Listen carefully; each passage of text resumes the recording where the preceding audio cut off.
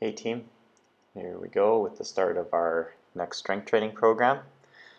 We're going to start out with a Turkish get-up and forward lunge. Work. So I'm going to roll to the elbow, replace the elbow with my hand, replace my hand with my knee at a 90-degree angle, reset and into a forward lunge. All the way down, keeping my arm vertical.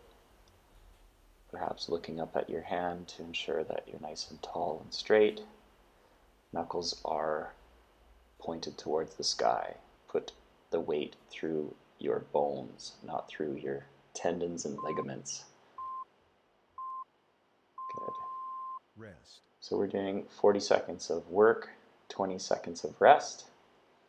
And in the first few sets, this might feel a little bit long, that rest, but by the end, it will be appreciated. So here we go. I'm going to change the angle for you a little bit. So half kneel, arm down, sweep the leg through, roll to the elbow, place the elbow with the hand, place the hand with the knee at a 90-degree angle, reset and lunge forward back to a half kneel again. Maintaining a nice tall posture. I'm using a 12-kilo kettlebell here. I am not in my fittest form, and also my shorts are a little bit loose because I've lost a bunch of weight, but working on getting back my form. So we're done here. Adjust my shorts because they keep falling down. So next up, we're going to do a lunge row. So I'm taking a warrior stance, essentially leaning forward over my front leg and pulling the weight back towards my hip or towards my pocket. I find that I get some decent activation, but it's really good to make sure you really pull the shoulder blade back and pull the weight back towards your ribs and into your hip.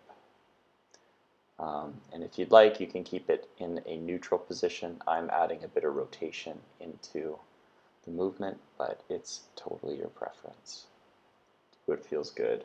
Do what you feel activates your back the most. Rest. So resting again.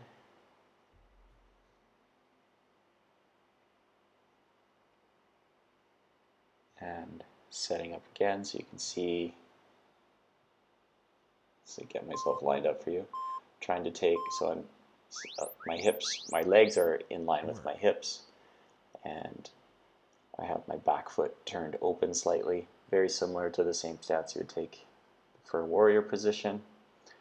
I'm also trying to show here that I'm making sure that I'm not just sort of leaning into my hip on the outside, that my hips, shoulders are all staying square, facing forward, and pulling back towards the hip. You can also release the thumb on the handle, and that will engage your back a bit more. It takes the bicep out of the equation for the row. So moving on, we've got Russian swings coming up. So one arm Russian swing. You can pick the side you want. Doesn't matter to me.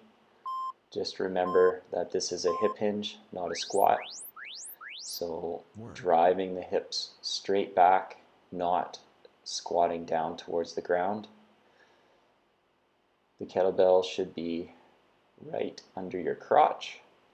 Usually the handle should touch your inner thigh.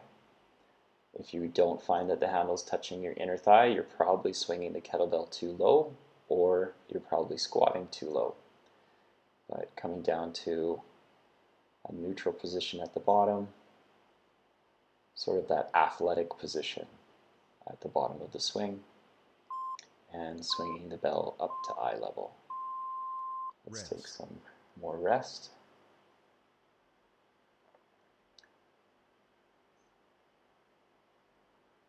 Little adjustment.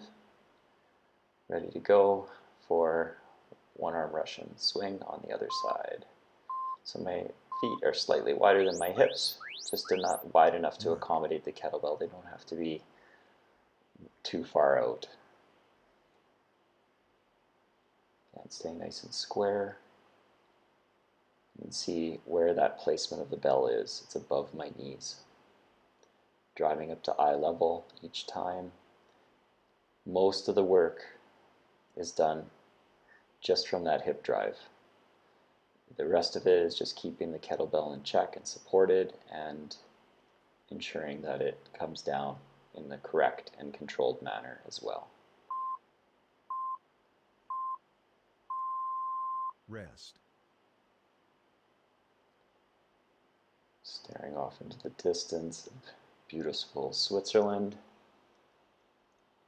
This is my favorite track to go to do some running intervals. Really nice area. So next up is kettlebell shoulder press. So I'm going to show you two variations. This is a bottoms up kettlebell press. So I have my arm at, I don't know, I wouldn't say it's maybe, 45 degrees to my chest, just in a very natural position, pressing forward, staying nice and supported, really works on grip strength. I have issues with this shoulder, so I'm really trying to keep it tight. Rest. Moving on to the next one. So for the next shoulder press or kettlebell shoulder press, I'll do a more traditional.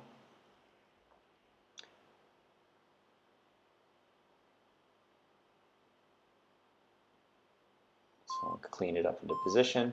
So that's what's called the front rack position in front. So I keep my elbow tight to the body, my hand tight to the body, right to my chest. Knuckles are up. The kettlebell is resting on my forearm. Sort of almost an Arnold press, or if you are using a dumbbell for this, it would be very similar to an Arnold press. And again, pressing that straight up, trying to hide my ear with my bicep so I know that I'm pressing straight overhead. You can see I sort of have a false grip on the kettlebell, so my hand is slightly to one side or to the inside edge of the kettlebell, and that is a more comfortable grip. Rest.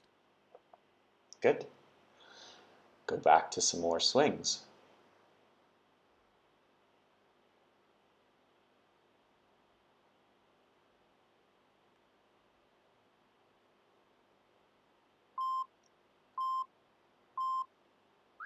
Excellent. Okay. Work. So same thing, right? It is not a squat. It is a kettlebell swing, which is a hip hinge. This would be more referred to as a hard style kettlebell swing. My preference. Not a long cycle style of kettlebell swing. Good, so really driving from my hips, placing the weight in the fulcrum of the angle, and driving the hips hard and fast, controlling the weight as it goes up to eye level. Rest.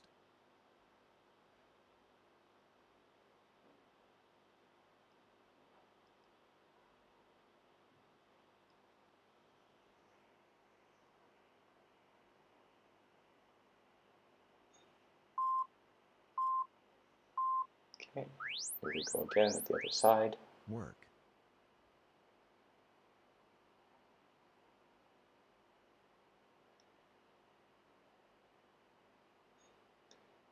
Sometimes it feels kind of awkward with the other arm. You don't really know what you're doing with it, but eventually, after you've done enough swings, you kind of figure out where that sweet spot is for how much that arm is going to swing with the kettlebell. Generally, you don't want to put it on your lower back behind you, but use it to help the acceleration and drive forward. And as you move up into heavier weight, you'll find that the arm swing sort of figures itself out.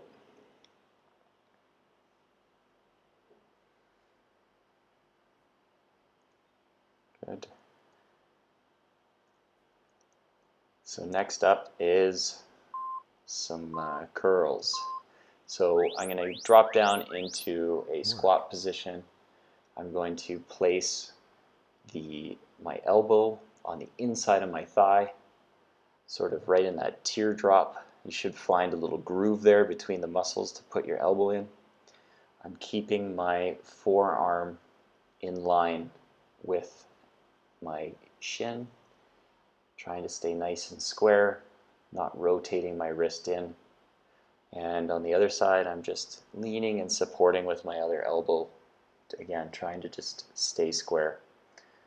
It works great, activates the legs a little bit, and if you don't have any equipment, it's a really good way to do a curl. So we'll rest here for a sec, prepare for the other side.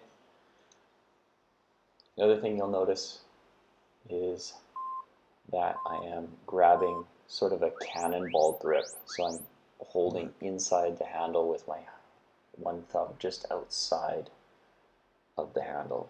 So just as if you would pick up a cannonball.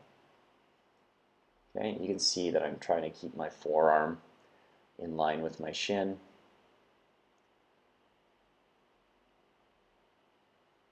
Struggling a little on this side. See me slowing down, but that's not a problem. Just really focus on getting the contraction, and in fact this time, when at moments like this, it's really good to really focus on contracting and executing the movement. You do not need to rush through, and if you max out before the time runs out, that's totally fine too. So here we go again, back to our one-arm kettlebell swing.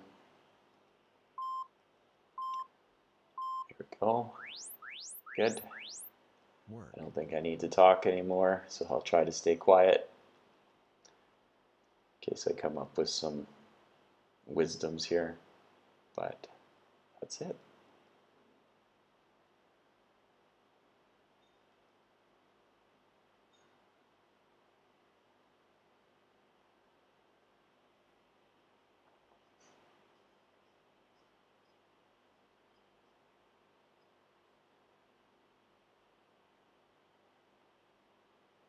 Almost there. 3, 2, 1, rest. Good.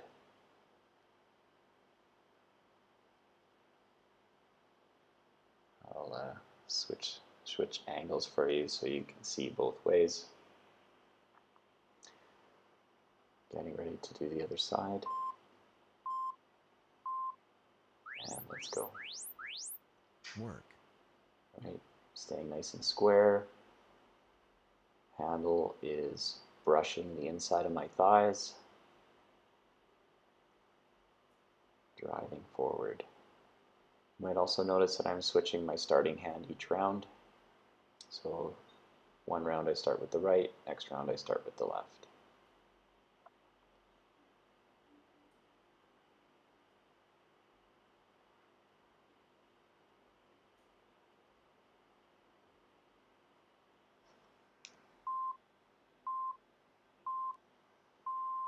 And good job.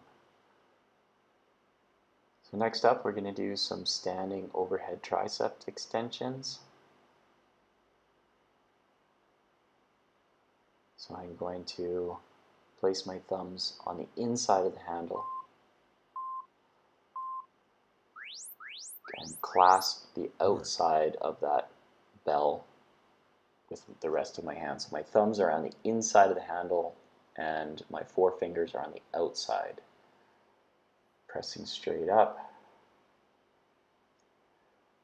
I'm leaning back a little bit.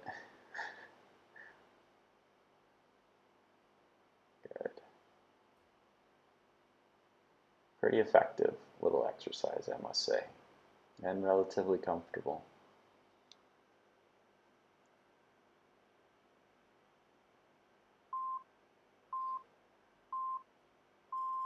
Nice. Always finishing your last rep. Don't just stop halfway through it.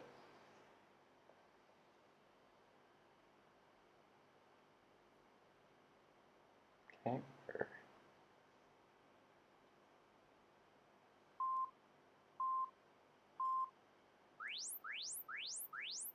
Work. Good. Okay, so now we're going into one of my favorite exercises, the deck squat. So, same grip as the overhead tricep extensions. There are a few different ways to hold the bell for this, and again, you could be holding a dumbbell. Figure out what works for you. Make sure you don't hit yourself in the face with the bell or with the dumbbell. And rolling back comfortably. Try not to overroll. This is not the kindest exercise if you overroll. Rest. And you can see here that I was adding in a rotation and press. One thing to note is that when you do a deck squat, that you want to keep your elbows outside of your knees generally.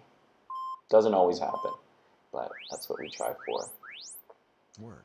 So next up is a cannonball press, so a chest press using a cannonball grip.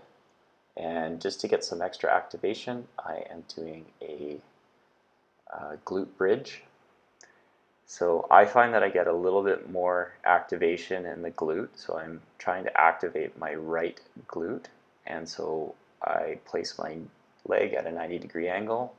Generally, I seem to find that I get better activation if I have my heel down and my toes up, and I like to keep my opposite leg open and sort of externally rotated, and it sort of places a little bit more load and the requirement to stabilize on the working side. So we'll do the next round here with the other view. So here we go again. So you can see how I have my leg slightly out to the side and my foot externally rotated. And that really puts a little bit more pressure on stabilizing with the glute on the working leg.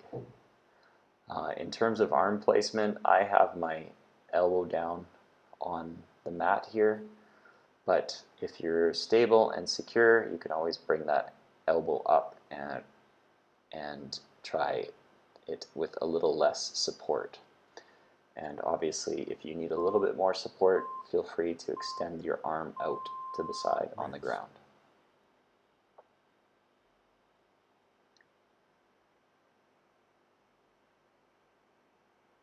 Coming up to our last exercise with the kettlebell. So taking a pretty wide stance. I wouldn't say I'm in a full sumo stance, but a wide squat, so a full depth squat with my feet externally rotated. I'm really trying to get a little bit of adductor work in, and I'm holding the kettlebell in what's called a goblet position. So my hands are wrapped around the horn of the kettlebell, keeping my elbows tight to the body and the bottom of the kettlebell vertical. So switch angles again. I've, as you know, got some hip and back issues, so I struggle to maintain a neutral spine and have some issues with my hip tracking, but I find this to be a very good exercise for keeping everything tight. And our last exercise for this routine is going to be push-ups. So I am going to try to do a more of a, I believe it would be called a planche push-up.